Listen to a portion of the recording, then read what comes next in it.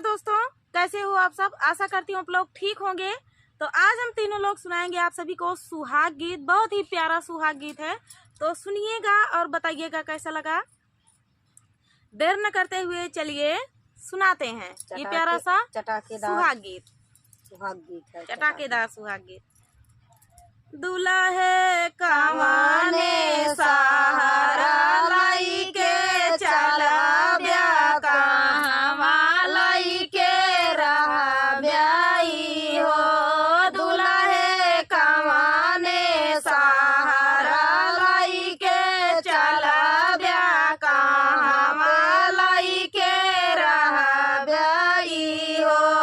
दुल्हन रीवा सहारा लाई के चला बाई सहारा बंगले रहा बाई हो।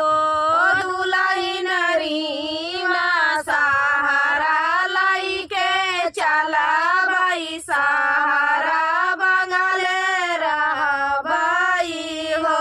दुल्हे माया कैसे दी जाबाई है ता कैसे भी सारा उबाई हो।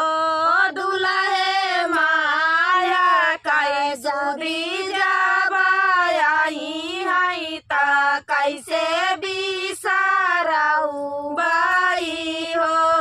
दुल्हन सासू का माया कही बोलायु ता माया भी साराई हो।